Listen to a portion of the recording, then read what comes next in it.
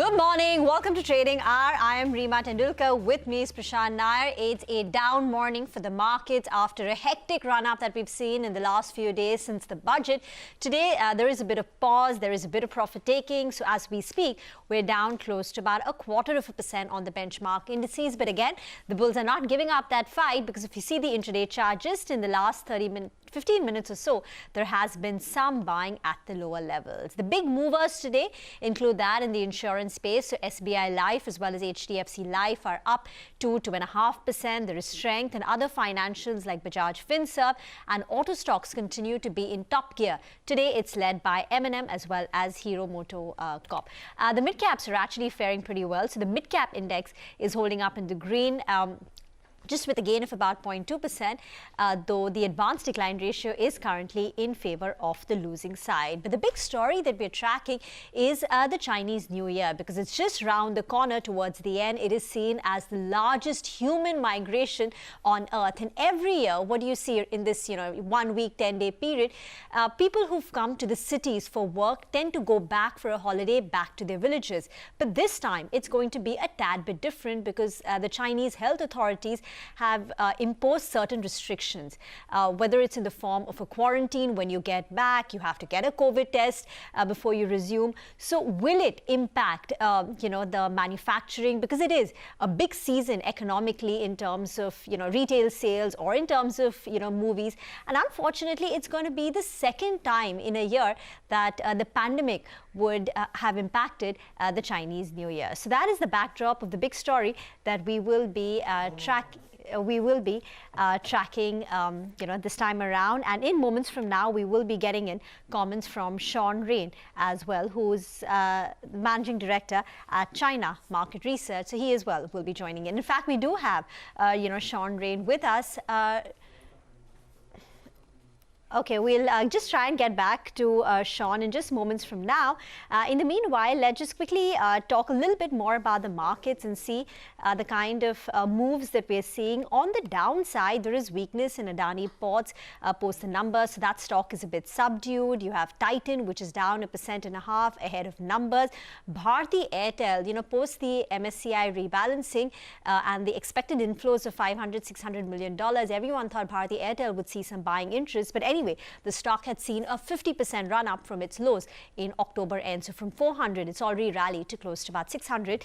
So that's, Bharti Airtel. Let's get you some market opinion. We caught up with Sridhar Sivaram, the investment director at Enam Holdings, and he said he's comfortable buying domestic cyclicals post the budget. He also says that he continues to hold a positive stance on the metal space. Listen in. We are already at a much higher phase, and the markets have rallied much faster. So I don't know which period to compare, but so far the liquidity rally is going very good, and India has at least participated quite well. Plus some reforms from the Indian government. The budget was reasonably good. So I guess the building blocks are very much there, and barring some global catastrophe, I think we are poised for a good run from here. I would be very comfortable buying the domestic cyclicals right now, because the way the government has announced the budget and some of the earlier reforms, it looks like that's the place where the risk reward seems to be much better right now. Corporate banks, non-corporate banks, PSU banks. As we spoke last time, we are quite bullish even on the PSU banks. Not so much on the NBFCs, but I think the banks are looking far better right now. We've already seen commodity rallies, but I don't think the earnings growth which commodity companies have when metals rally so much, those are very much priced into the prices. We think this is a place to be. So we would, at least we are quite long the commodities, both on the ferrous and on the non-ferrous side. This sector has really rallied a lot, so one has to be slightly cautious. The other thing is there are serious global supply chain disruptions in this, specifically on fuel injection pumps and many of the automation-related, silica-related and parts which are in short supply. And this is not just for India. This is a global short supply that we are seeing. We've seen announcements from global majors who have announced that there's disruption in production. So I think until and unless the entire supply chain globally is not restored, we could see a pause as far as this sector is concerned. All right, let's get back to the big story that I was telling you about. The Chinese New Year holidays are just around the corner. It's going to be the year of the ox, which symbolizes hard work, duty, as well as discipline. But what will it mean from the market point of view? Why is it going to be different? And why does it even matter? Prashant has done some analysis on this. Prashant. Well, thanks very much for that, Reema. Well, today marks the last day of trading for Chinese mainland markets, stock markets, going into the Lunar New Year. But what I'm talking about today here is not stock markets per se, but about manufacturing. Now, the Lunar New Year is the most important holiday in the Chinese calendar, but this time it's essentially going to be a bit different. It's going to play out a bit different. And it's got global implications as well. And that is why I'm talking about it here. The Chinese, what the implications are really going to be. So let's just sort of put the basics up for our viewers, right? The Chinese New Year 2021 is going to be celebrated from the 11th of February to the 17th of February. Typically, every year, factories and production shuts down for 2 to 3 weeks or even longer. By the way, it is also the largest annual human migration on Earth. Essentially, workers go back from their factory places, places of work, back to their homes, which is largely rural China, right? Now, let's put this in numbers so that you realize the scale of what I'm talking about, the largest annual human migration. The New Year period, and I'm counting 15 days prior to the New Year and 25 days post the New Year, is the peak travel season in China. Now, in 2019, the total number of travelers reached 2.98 billion as defined by person trips. Data shows that the total number of migrant workers reached 291 million in 2019.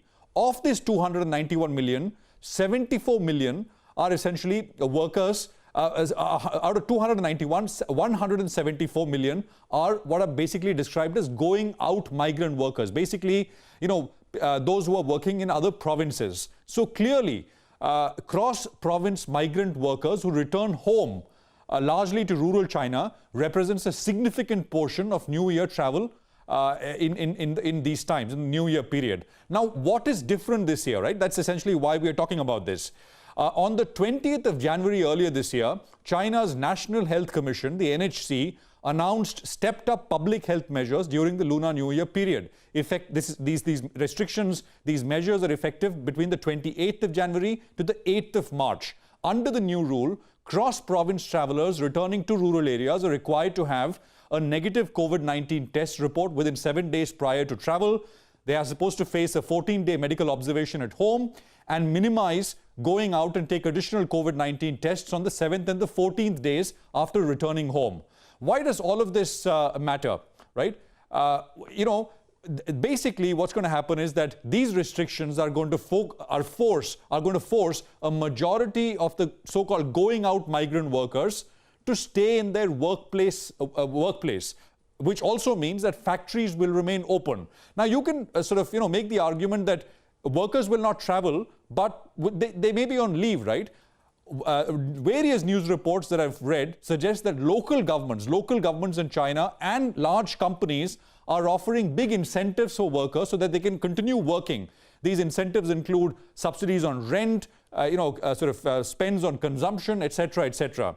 The point is that the typical disruption, seasonal disruption around the Chinese New Year, which occurs on production, on exports, etc., because of these restrictions is expected to be quite less.